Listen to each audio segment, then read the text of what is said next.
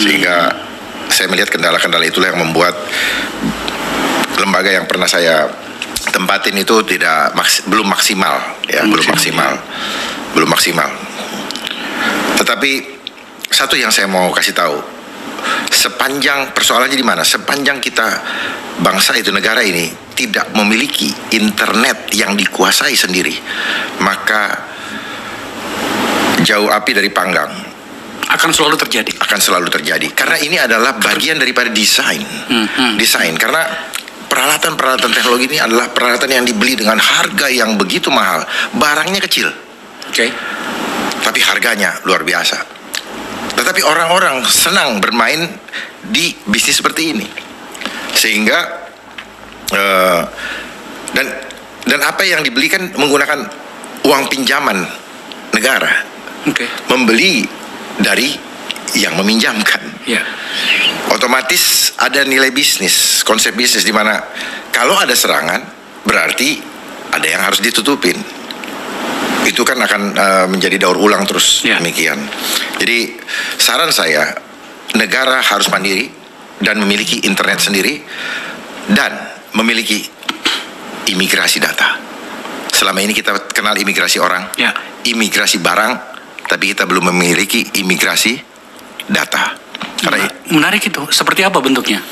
Data yang masuk atau yang keluar dikontrol oleh negara. Jadi tidak hanya ada bank data, beda ya? Beda. Imigrasi data malah. Imigrasi, bank data ya big data tadi. Iya, big data. Ya, imigrasi data. Karena apa? Ini kita tidak boleh terbawa dengan istilah globalisasi bahwa dunia tanpa batas, tapi tetap ada pembatasnya di ruang internet. Sehingga internet adalah jalur yang wajib kita kuasai, bukan dikuasai oleh swasta.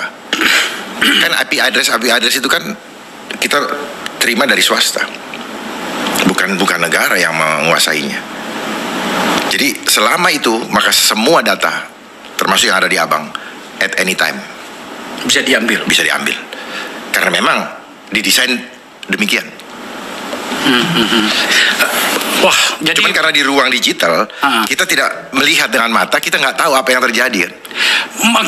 Pertanyaannya kan menjadi berkembang seperti ini, Bang. Selain negara yang menciptakan teknologi itu, katakanlah misalnya kalau bicara tentang Microsoft, teknologi Microsoft berarti kan Amerika. Selain negara Amerika dan beberapa negara yang maju teknologinya untuk industri telekomunikasi dan data segala macam, itu siapa yang bisa melakukan seperti itu? Tentu saja Cina karena mereka mandiri ya. Siapa negara-negara yang lain? Tidak ada yang mampu ya ternyata ya. Memang kita berada dalam genggaman global seperti itu. Bukan tidak mampu, tidak mau. Oh, oke. Seperti apa? Ya, di mana ada kemauan, di situ ada jalan. Pepatah dulu itu bisa terbukti manakala kita punya ketahanan mental, ketahanan nasional yang kuat dan cinta akan bangsa. Saya akan mengelaborasi bagian itu, Bang. Kita bicara tentang koordinasi dulu. Sebelum datangnya BSSN, ya, badan yang dibentuk oleh negara untuk tujuan pengamanan itu tadi, ada berapa banyak lembaga yang melakukannya dan kemudian sekarang terkoordinasi di situ, dan apakah sudah efektif? Kalau yang saya tahu diawali dulu dari Polri. Polri berkembang sampai sekarang sudah jadi salah satu direktorat cyber Bareskrim Polri. Kemudian mungkin BIN, TNI dan seterusnya. Dan sekarang dengan adanya kebijakan bahwa adanya SPBE, sistem pemerintahan berbasis elektronik, maka diwajibkan di setiap lembaga pemerintah wajib hukumnya harus ada IT. Untuk apa? Untuk mensukseskan program globalisasi ini. Tetapi harus dipahami bahwa ketika sudah terkoneksi semua, maka dari luar bisa mengintip semua data yang ada. Gitu. Jadi kalau ada yang mengklaim aman, saya katakan tidak. Ya, aman itu karena kita belum tahu kalau kita bolong. Tetapi sebenarnya sangat rentan untuk diambil datanya. Karena internet itu, ya harus pahami filosofinya. Internet itu jalur jalurnya mereka intern. Net itu jaring. Jadi setiap kita melewati internet, ya, HTTP www, maka semua data kita terjaring. Tinggal mana yang mau dipakai, mana yang mau dikeluarkan. Seperti itu. Dan itukah yang diamankan oleh BSSN? Kalau bicara yang diamankan oleh BSSN, sepengetahuan saya, sepanjang internetnya itu belum bisa secara maksimal. Belum bisa maksimal. Belum bisa maksimal. Karena gini, tidak bisa maksimal kalau internetnya masih punya luar.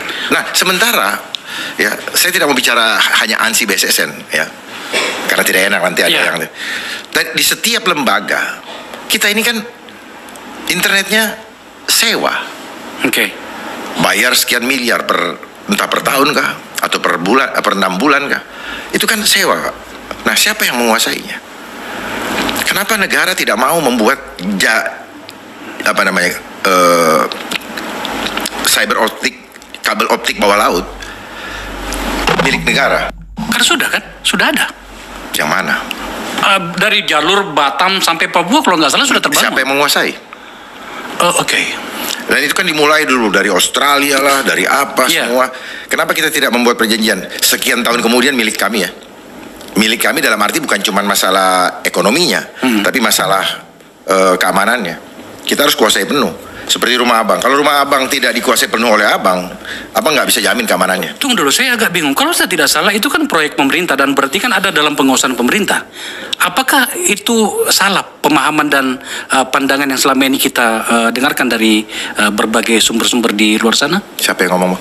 Banyak mengatakan bahwa proyek ini dari Batam ke mana, misalnya ke Papua, itu pada jalur sekian, berapa ratus kilometer. Siapa yang menguasai pengelolaannya?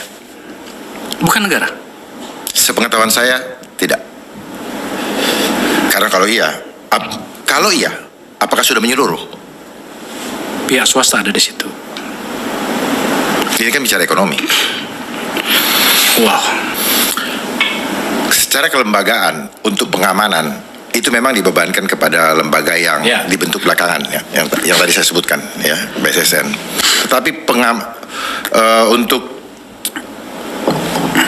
kenapa dibilang menjadi tanggung jawab bersama, tetapi di dalam pelaksanaannya tidak kerjasama.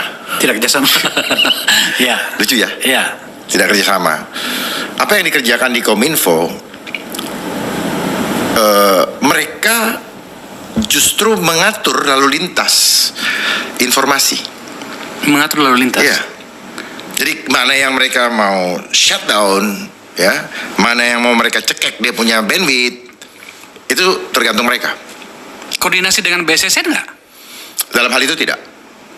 Nah, terus bagaimana dong? Dalam hal itu, yang saya tahu selama saya di sana loh ya. Oke. Gitu. Nanti kan ada yang komplain, kata siapa gini. Ya selama yang saya tahu seperti itu, karena memang mereka lebih duluan. Dan saya mau kasih tahu rahasianya. Kominfo ini ada di negara-negara ASEAN lainnya juga sama, ternyata dia punya nomenklatur Kominfo. Saya berharap ke depan mungkin Bapak Presiden mendengar ini, rubah namanya, jangan Kominfo, tapi Infocom.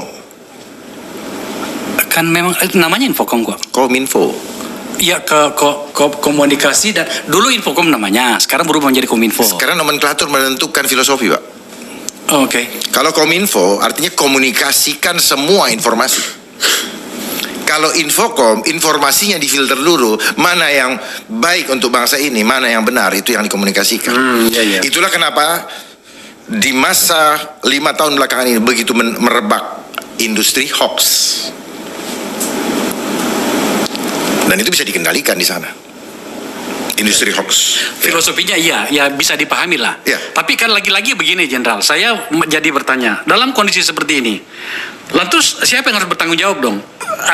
Ada nggak pernyataan dari dirjen, dari salah satu dirjen di Kominfo yang mengatakan para hacker jangan hacker data dong gitu? Nggak ngerti saya.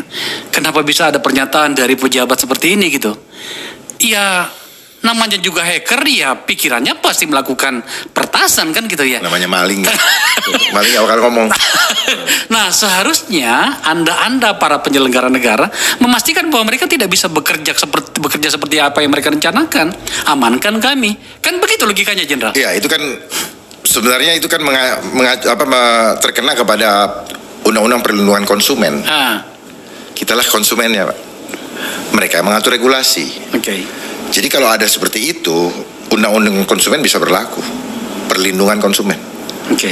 Gitu. Jadi siapa yang bertanggung jawab ya itu bisa dituntut sebenarnya, di PTON kan, karena itu kan masuk ke dalam undang-undang perlindungan konsumen.